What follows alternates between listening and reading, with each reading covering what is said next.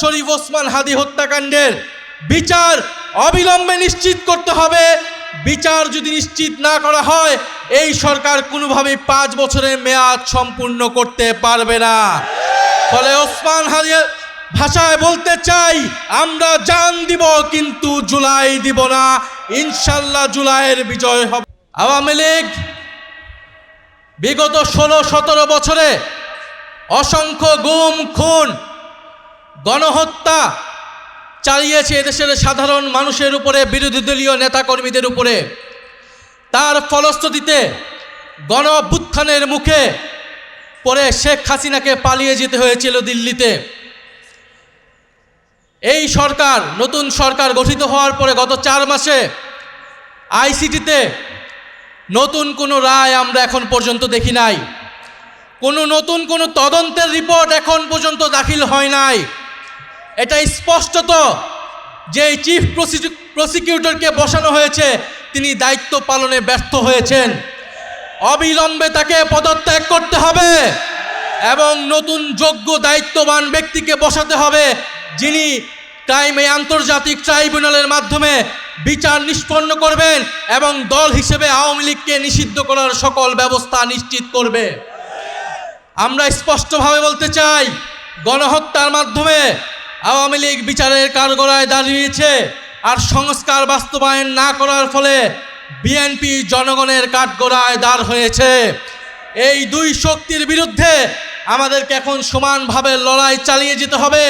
সংস্কার, বিচার এবং বাংলাদেশের সার্বভৌমত্ব রক্ষার জন্য 11 দলীয় ঐক্যের নেতৃত্বে আমাদের এই লড়াই সংসদ এবং সংসদের বাইরে আমরা চালিয়ে যাব। আপনারা সেটার জন্য কি প্রস্তুত রয়েছেন? শরীফ ওসমান হাদি হত্যার বিচারকে আমরা নিশ্চিত করব ইনশাল্লাহ। সেই সকল হত্যাকাণ্ডের বিচার আমরা নিশ্চিত করব। এবং আরেকটি কথা বলে দিতে চাই, আওয়ামী লীগ একটি ফ্যাসিস্ট, গণহত্যাকারী এবং সন্ত্রাসবাদী সংগঠন। আওয়ামী লীগ দেশের স্বাধীনতা, সার্বভৌমত্ব বিরোধী সংগঠন, যার আশ্রয় হয়েছে দিল্লিতে, কারণ আওয়ামী লীগের শেকড় রয়েছে দিল্লিতে। আওয়ামী লীগ একটি ভারতীয় পার্টিতে পরিণত হয়েছে, আগাগোড়ায় এটি একটি ভারতীয় পার্টি ছিল। ফলে আওয়ামী লীগের দেশে আসার, আওয়ামী লীগের রাজনীতি করার সুযোগ বাংলাদেশে 5ই আগস্টেই সমাপ্ত হয়েছে। যারা সমঝোতা করছে, যারা নতুন করে স্বপ্ন দেখছে আওয়ামী লীগকে রাজনীতিতে পুনর্বাসিত করার, তাদের পরিণতি আওয়ামী লীগের মতোই হবে। আমরা স্পষ্টভাবে বলতে চাই, আইনমন্ত্রী বিচার না করার কারণে তিনি স্পষ্ট ব্যর্থ হয়েছেন। স্বরাষ্ট্রমন্ত্রী নিরাপত্তা দিতে না পারায় তিনি ব্যর্থ হয়েছেন। তথ্যমন্ত্রী তিনি স্পষ্টভাবে ব্যর্থ হয়েছেন। আওয়ামী লীগের সুশীল সমাজকে তিনি মিডিয়ায় স্পেস দিচ্ছেন। এই সব কিছুই বাংলাদেশের জনগণ দেখছে। আমরা আজকে এই সমাবেশ থেকে বলতে চাই, জুলাই গণহত্যা সহ, শাপলা হত্যাকাণ্ড সহ, পিলখানা হত্যাকাণ্ড সহ সকল গুম, খুন এবং শরীফ ওসমান হাদি হত্যাকাণ্ডের বিচার অবিলম্বে নিশ্চিত করতে হবে। বিচার যদি নিশ্চিত না করা হয়, এই সরকার কোনোভাবেই 5 বছরের মেয়াদ সম্পূর্ণ করতে পারবে না। ফলে ওসমান হাদির ভাষায় বলতে চাই, আমরা জান দিব কিন্তু জুলাই দিব না। ইনশাল্লাহ জুলাইয়ের বিজয় হবে। আসসালামু আলাইকুম। বক্তব্য রাখবেন প্রধান অতিথির নাম ঘোষণা, সভাপতির ধন্যবাদ জ্ঞাপনের জন্য অনুরোধ করছি। এখন কথা বলবেন 11 দলীয় ঐক্যের সমন্বয়ক জনাব ডক্টর এস.এম. হামিদুর রহমান আজাদ, বাংলাদেশ জামাত ইসলামীর কেন্দ্রীয় নির্বাহী পরিষদের অন্যতম সদস্য, সংগ্রামী সহকারী সেক্রেটারি জেনারেল, জাতীয় সংসদের মাননীয় সাবেক সংসদ সদস্য জনাব ডক্টর এস.এম. হামিদুর রহমান আজাদ।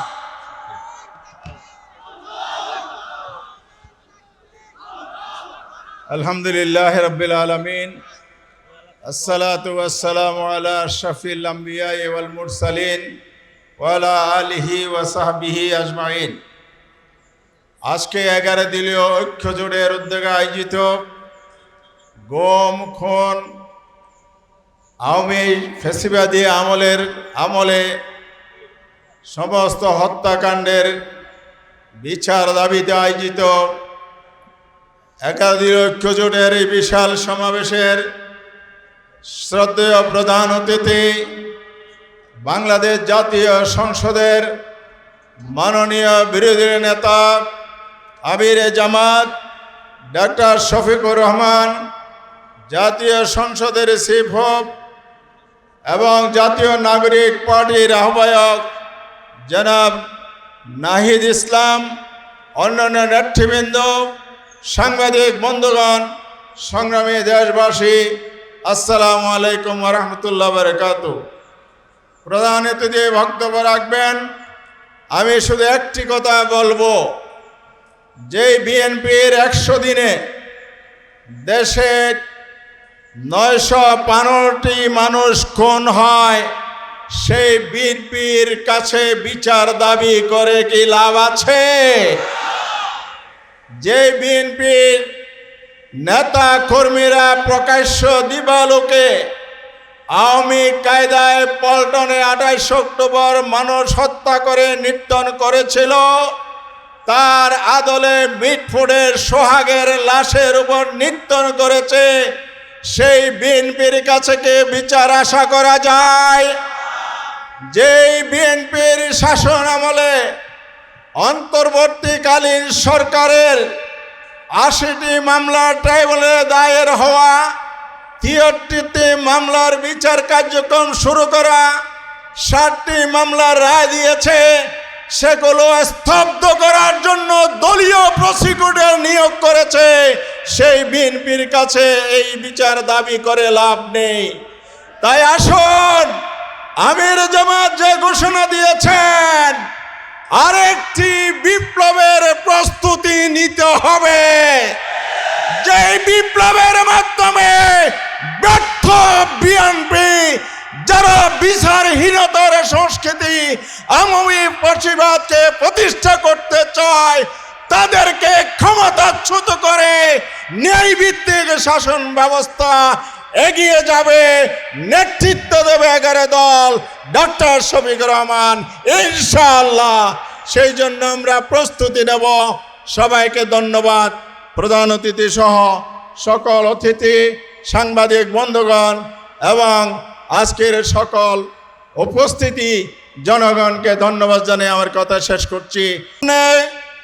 এখন বক্তব্য রাখবেন বাংলাদেশ জামাত ইসলামের সংগ্রামী আমির, বিরোধী দলীয় নেতা, সংগ্রামী জননেতা, আমাদের গণমানুষের প্রিয় নেতা, আজকের প্রধান অতিথি জনাব ডাক্তার শফিকুর রহমান। নারে তাকবীর, নারে তাকবীর। আসসালামু আলাইকুম ওয়া রাহমাতুল্লাহ। গুম, কুম এবং সকল প্রকার নির্যাতনের বিচারের দাবিতে আজকের এই ঐতিহাসিক দিবসে 11 দলীয় ঐক্য কর্তৃক আয়োজিত বিশাল এই সমাবেশের সম্মানিত সভাপতি, মঞ্চে বসা জাতীয় সংসদের বিরোধী দলীয় চিফ হুইপ, জাতীয় নাগরিক পার্টির আহ্বায়ক সহ 11 দলের শীর্ষ নেতৃবৃন্দ, প্রিয় দেশবাসী ভাই এবং বোনেরা, সাংবাদিক বন্ধুগণ, অত্যন্ত দুঃখ ভারাক্রান্ত হৃদয় নিয়ে আজ আমরা আপনাদের সামনে দাঁড়িয়েছি। দীর্ঘ 17.5 বছরের ফ্যাসিবাদী শাসনের জাতাকলে পিষ্ঠ এই জাতিকে আল্লাহ তাআলা আমাদের ছাত্র, শ্রমিক, যুব জনতার আন্দোলনের মধ্য দিয়ে মাত্র 2টি বছর আগে আমাদেরকে মুক্তি দিয়েছিলেন। সেই সময়ে যে দলটি আমাদের মতোই মজলুম ছিল, নির্যাতিত ছিল, আজকে তারা ক্ষমতায় আছে। তারা তখন প্রত্যেকটি হত্যাকাণ্ডের বিচার দাবি করেছিল। নির্বাচনের সময় তারা বলেছিলেন, তারা নির্বাচিত হলে ফ্যাসিবাদের হাতে যতগুলা খুন হয়েছে, গুম হয়েছে, নির্যাতন হয়েছে, সবগুলার বিচার তারা করবে। ক্ষমতায় বসার পর এখন তাদের সুর পাল্টে গেছে। বিচার তো তারা করছেই না, বরঞ্চ আপনারা শুনেছেন 4 মাসে 600 জনের অধিক মানুষ নির্মমভাবে বাংলার মাটিতে খুন হয়েছে। আরো দুঃখজনক, এই দলটি নিজেদের হাতে নিজেদের কর্মীদেরকেই খুন করেছে। যাদের নিজেদের কর্মীদের সম্পর্কে নিজেদেরই কোনো দায় এবং দরদ থাকে না, 20 কোটি মানুষের জন্য তাদের কি দায় এবং দরদ থাকবে? আমরা কোনো লক্ষণ দেখতে পাচ্ছি না।